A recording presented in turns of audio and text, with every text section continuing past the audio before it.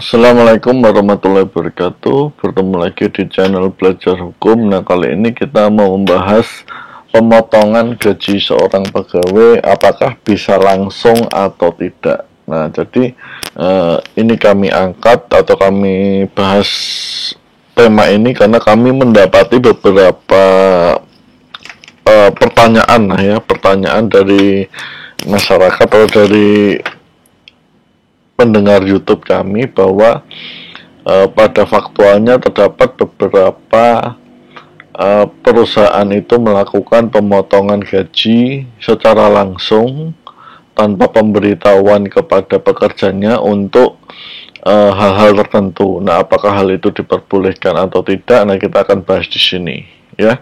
Nah, untuk disclaimer dulu, yang pertama, video ini hanya untuk tujuan edukasi atau berbagi pengalaman. Yang kedua, video ini bukan merupakan nasihat hukum. Dan yang ketiga, video ini kemungkinan telah out of date karena adanya perubahan-perubahan. Selanjutnya, jika Anda ingin diskusi atau konsultasi lebih lanjut, Anda bisa join grup WA kami di tinyurl.com/belajarhukum. Ya. Nah, kita masuk kepada tentang pemotongan upah atau gaji. Nah, ini diatur di PP 36 tahun 2021 tentang pengupahan. Jadi pada prinsipnya upah itu bisa diperhitungkan diantaranya untuk denda, untuk ganti rugi, untuk pemotongan upah, uang muka upah, sewa rumah, utang atau cicilan pekerja, atau kelebihan pembayaran upah. Nah, jadi sebenarnya hal dari A sampai G itu bisa diperhitungkan atau dikompensasikan dengan upah.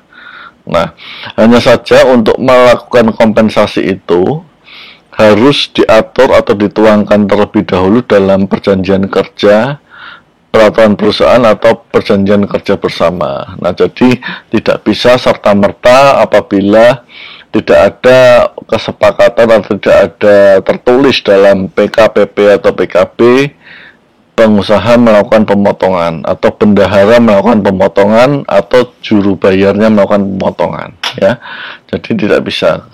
Nah, kemudian kita masuk ke bagian lebih detail, yaitu pemotongan upah. Nah, diatur di pasal 63 PP 36 tahun 2021, pemotongan upah oleh pengusaha dapat dilakukan untuk pembayaran denda, ganti rugi, uang muka upah, sewa rumah, utang cicilan pekerja, atau kelebihan pembayaran upah. Nah, untuk A, B, dan C, untuk denda, ganti rugi, dan uang muka upah harus sesuai dengan perjanjian kerja, PP atau PKB. Jadi harus ada terlebih dahulu. Nah, sedangkan untuk pemotongan untuk sewa rumah atau utang harus ada kesepakatan tertulis atau perjanjian tertulis, ya. Artinya ada surat kuasa utang, surat kuasa pemotongan gaji atau pemotongan upah, kemudian ada pengakuan hutang dan sebagainya, ya. Sedangkan yang untuk huruf F bisa langsung tanpa persetujuan. Artinya kalau boleh nggak pengusaha memotong upah? Boleh, tanpa persetujuan, tanpa pemberitahuan terlebih dahulu, tanpa kesepakatan, bila pemotongan upah itu karena kelebihan pembayaran upah, itu boleh. Tapi selain itu, ya harus ada di PPPK PKB atau harus ada kesepakatan tertulisnya, ya. Nah, itu dalam konteks pekerja dan pengusaha. Nah, dalam konteks pemotongan untuk pihak ketiga atau pihak lain, maka harus dilakukan menggunakan surat kuasa, ya.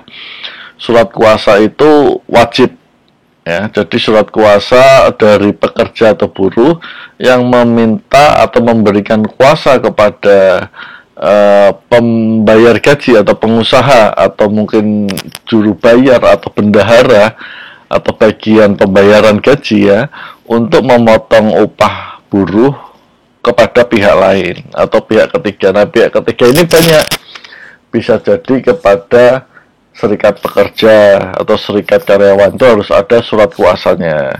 Bisa jadi untuk mungkin hal yang lain, ya.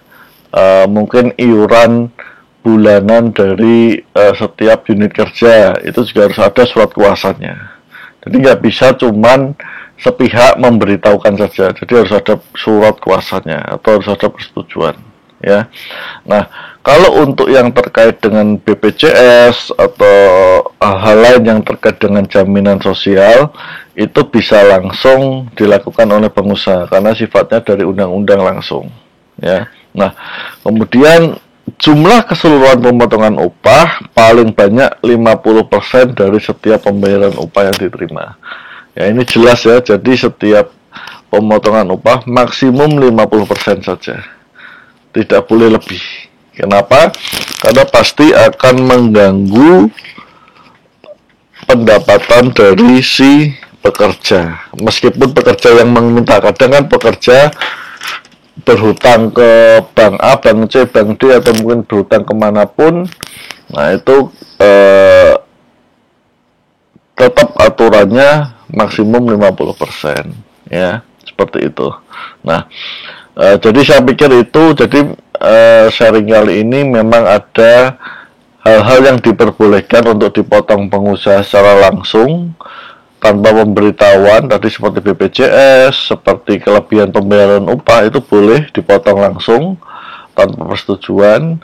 Tetapi untuk hal-hal selain dua itu tidak boleh, ya, harus ada persetujuan dari pekerja atau surat kuasa atau tertulis dalam PP, PK atau PKB. Nah, mudah-mudahan sharing kali ini bisa memberikan manfaat, bisa menambah pengetahuan. Terima kasih sudah menonton. Assalamualaikum warahmatullahi wabarakatuh.